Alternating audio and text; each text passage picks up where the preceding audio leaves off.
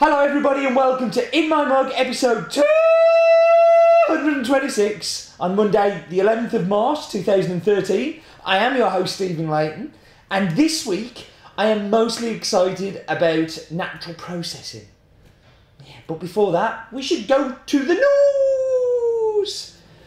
So, I know I've been promising this for a long time, but it is here, it is live. Direct debit for subscriptions is turned on and ready to go. We are in live beta testing type mode, so any issues, any problems, do let me know. But I am very excited by this. I think it's a huge leap forwards for us to be able to offer the weekly subscription and then you don't have to pay all in one big chunk. So hopefully that's going to make your lives easier. And it's going to make our lives easier because it's a lot more automated. You will also have noticed that you got an email this week if you're a subscriber telling you of the coffee. If you don't want that email, just drop me an email and I will get that turned off for you. So, not going to be an In My Mug alert. We've got a very exciting double pack which we launched on Wednesday, which is from Colombia and from a farm called Finca La Princesa. Both are from the same farm, same process, same varietal, same everything, apart from picked on different days. Really interesting to taste the differences from this super small farm, super small lot, and hence why it's not going to be an In My Mug. And thank you very much for the Indian reviews from last week. You really seem to kind of like this kind of competition thing, and I will try and come up with something for next week. I don't have anything for this week. I should do something for the packs actually. Okay, I'll think of something before the end. Lots of you put some really great comments actually, very balanced I felt. There were no ridiculous 5 stars, I think it's awesome. There were lots of very well put together kind of things, and also lots of people saying that this is the reason they love In My Mug because they wouldn't have tried this coffee. So the winner's up on the screen now. Ping me an email with your name and address and I will get that to you as soon as possible. And that was the news! So now it is time for 20 seconds. And 20 seconds on this week will be on natural processing.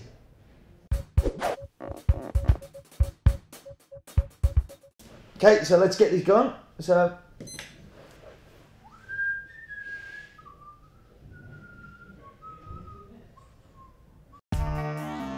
Hello and welcome to the second in the coffee processing videos we have done. And today we're going to be looking at natural, or sometimes called dry processed coffee. Cherries are picked from the trees and cleaned. They're cleaned so the producer can separate the unripe, overripe and damaged cherries and remove dirt, soil, twigs and leaves. This is often done by hand using a large sieve. Any unwanted cherries are picked out from the top of the sieve. The coffee cherries are spread out in the sun, either on large concrete or brick patios or on matting raised to waist height on trestles called Indian raised beds. As the cherries dry, they are raked or turned by hand to ensure even drying and prevent mildew. This can have a big effect on the final taste in the cup and stops an over-fermentation of flavours. It may take up to 4 weeks before the cherries are dried to the optimum moisture content, depending on the weather conditions. On larger plantations, machine drying is sometimes used to speed up the process after the coffee has been pre-dried in the sun for a few days, although this is rare. The drying operation is the most important stage of the process since it affects the final quality of the green coffee. A coffee that has been over-dried will become brittle and produce too many broken beans during hulling. Broken beans are considered to be defective beans. Coffee that has not been dried sufficiently will be too moist and prone to rapid deterioration caused from attack of fungi or bacteria. The dried cherries are then sent to the mill. This is sometimes done on the farms, where hulling, sorting, grading and bagging can take place. All the outer layers of the dried cherry is removed in one step by the hulling machine. The dry method is used for about 90% of Arabica coffee produced in Brazil, and most of the coffees produced in Ethiopia and Indonesia. Almost all Robustas are processed by this method. It is not practical in very rainy regions where the humidity of the atmosphere is too wet or where it rains frequently during the harvesting. And that's it, naturally processed coffee.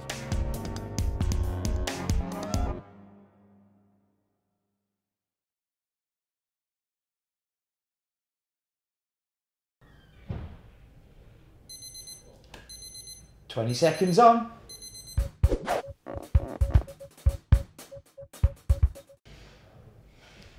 I thought I'd do it that way. So this week's coffee is Brazil Paseo Ruby Natural. You may see other people selling Paseo because it is a huge farm, but we are the only ones with the Ruby varietal, and we picked that up fairly early on.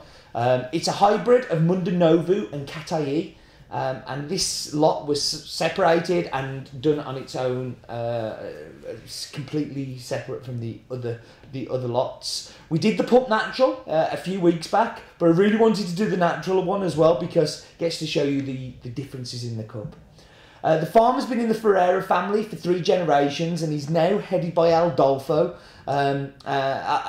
Aldolfo, that's right. And he has lots of people on the farm working there. As I say, it's a big farm. Many of them living on the farm as permanent workers, where they have a school, they have shops, they have housing, they have healthcare.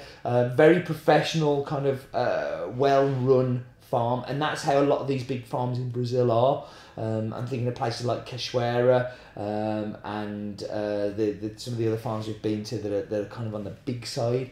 It also has a huge part of the farm set aside as a reserve for trees and animals, and the local ecosystem is fully looked after. That's again what the benefit of these big farms is. They can kind of just give this land over for wildlife and for the ecosystems. Cherries are picked, washed, not washed, cherries are picked, dried. Did I not watch my own video? On the farm's patios, and turned regularly, so make sure that they don't go mouldy and don't go anything. And then this is the interesting part, that they take the cherries are milled, the hull's taken off, and then they're put into oak kind of barrels in parchment for 60 days. This is a chance for the coffee to calm down, for moisture levels to even out, and to be much more kind of uniformed taste. And I think that's very apparent in the cup, and we'll talk about that when we taste it. Altitude of the farm is 1,100 to 1,200 metres, which is fairly standard for Minas Gerais area. It's near to the city of Alfenas, and we have an awesome map bit on this one. So the first time I did this, when I did the Pump Natural, the map bit was a little bit hazy, but since then I've spoken to the guys on the farm and got some really great coordinates. So let's go do the map bit. It's the map bit, no expense spent. It's the map bit. Hello. So we zoom down, as is the new way, and we zoom back out. And unusually, because we've been going to Africa and Asia a lot, we're going to go to South America. Oh, come on, Steve, get your brain in gear. So South America. And we're going to focus on the continent. So let's look at some stuff with our snazzy transition. We can see Brazil there and Bolivia and Peru, but we're interested in the continent. So 6 growing countries, population of a lot, a surface area of a lot more. And when you compare that against the UK, it kind of gives you a real idea of just how vast a country it is. So we're going to zoom down to Brazil. And here we can see Inglaterra, Cachoeira, Paseo. But before we go down to those farms, we should look at the country statistics. So, and more snazzy transitions. The country is called Brazil, or Brazil. The population, again, just humongous when you compare it to the UK. 4 times the size population. Size, big, and the capital is Brasilia, which everybody thinks it's Rio, but no, it's Brasilia, which is the where the government is. And we're going to look at Minas Gerais. Minas Gerais, lots of great coffee comes from this region, but it's all down in the bottom south, kind of southwest kind of part. So let's zoom down to there, and we'll zoom down to Paseo, and you can see a really good view of the farm here. A great aerial view of the water source and all of the drying patios. really good detail, which I'm very, very happy with. To give you context of where they are compared to Cachoeira and Inglaterra, you can see that it's a little bit more in. Cachoeira is actually not in Minas Gerais. It's on the border of, and Pocos de Caldas is where Inglaterra is. So let's look at the farm pictures. And here we've got Adolfo looking very happy. And if you look at those ribs, the way the plants are in that top right picture, what I want you to do is look at the ribs, and then when we go back to the map, you can actually see those ribs. Can you see them? So there we go, zoom out so you see it a little bit more. Yeah, so we're going to look at the farm details. So the name is Fazenda Paseo. The altitude is 1,100 to 1,200 metres above sea level. The varietal is this unusual ruby varietal, and the nearest town is Alfinas. The ruby varietal is the mixture of Mundanovu and Cataí that we're so proud to have. So that was the map bit.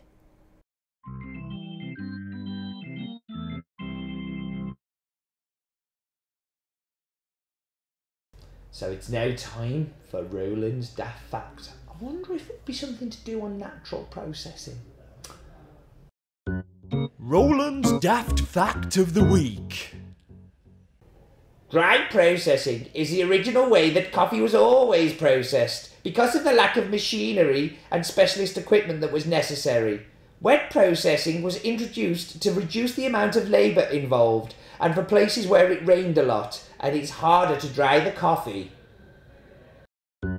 Roland's Daft Fact of the Week.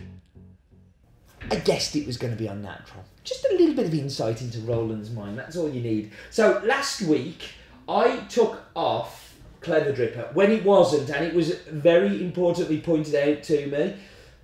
I can't get away with anything here.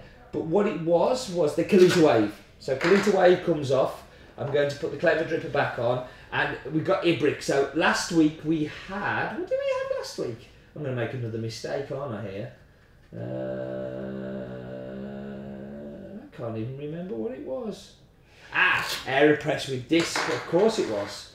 We liked the disc. So, where it goes, nobody knows and nobody cares.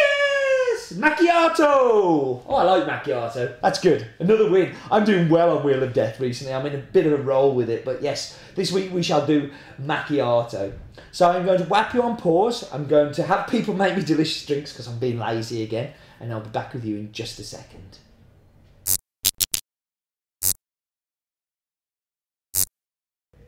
Okay, so I'm back.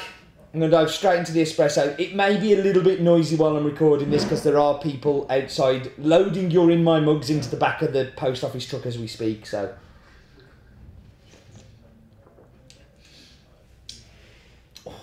So, you remember the Paseo we had a few weeks back, and we talked about it being Kit Kat. I can see the Kit Kat in here. I can see milk chocolate. But what there is with it is a little bit of like dried fruit. So it's a little bit of currant. It's a little bit of kind of sultanas. It's kind of like Kit Kat meets fruit and nut, if that makes sense. I'm mashing up chocolate bars now. Awesome. But really nice mouthfeel to it. Really lovely espresso, actually. It's a really, really good espresso. So for the macchiato, you can see this is a very, very short cup. It is an espresso with a mark of milk, and I hate the mark of milk thing because that's what macchiato means in Italian or something. Like, it's macchiato. The macchiato is a little bit of milk on top, so a little bit of foam and an espresso. So now, somebody was posting online on Twitter recently that they didn't like macchiatos because they either preferred cappuccino or they preferred espresso, and as we know, our ongoing discussion has been that I've not been enjoying milk very much recently, but this is quite nice. I can kind of go with this, and this just smooths it over. It just makes it a little bit more creamy. But I'm still predominantly tasting coffee, so Roland chose the cup this week because he made the Chemex for me, and he chose my Boss mug because very old has-been mug that I've had for a long time. But yeah.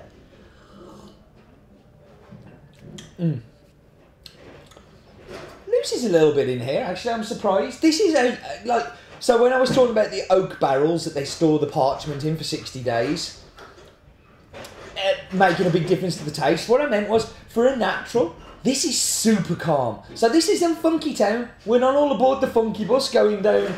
This is big body, chewy, really strong, powerful mouthfeel to it. Powerful kind of coffee flavours, if that makes sense. It has a real kind of big coffee flavour to it. And it has the milk chocolate that you can taste. It's still like you can taste what the varietal is giving you underneath.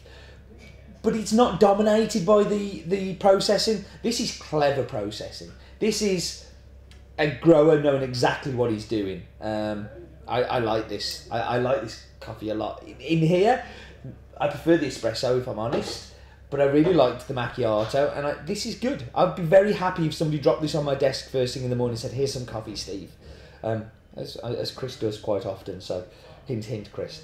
But no, I like it. And I think that you do too. Right, it is now time for Descriptor Scale!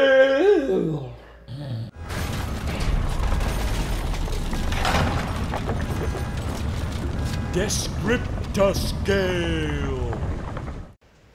Okay, so uncomplicated in a good way was the descriptor scale, and it was posted by Mark from Liverpool, and it said, "I like this, just like Steve K. It's for coffees like these that I joined in my mug. I've not bothered to try otherwise, but I'm glad it dropped through the letterbox this week. For me, this is a coffee to relax with. Undemanding, just tastes good, honest coffee."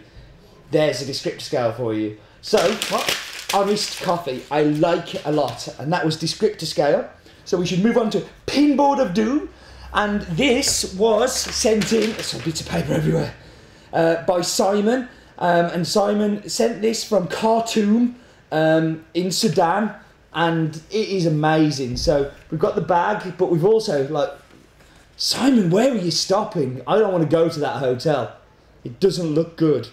But I'm impressed that you have your AeroPress with you out there. Well done. That is awesome. So thank you very, very much for the Pinboard of Doom. That's why I like Pinboard of Doom. And that's why I'm happy it's in colour now as well.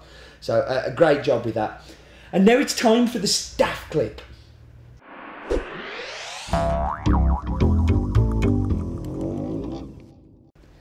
This week's staff clip is from our boy Luke. Luke's car tip of the week. The other day, I got 120 miles an hour out of the forklift, but it's not as fast as my Fez. Luke's car tip of the week. Yes, apparently Luke's Fez is faster than the forklift. I don't think it is. I've never seen it move quicker than the forklift. So, right, we are done. It is time to get out of here. Thank you very much for joining me as always. And do remember, life is too short for bad coffee.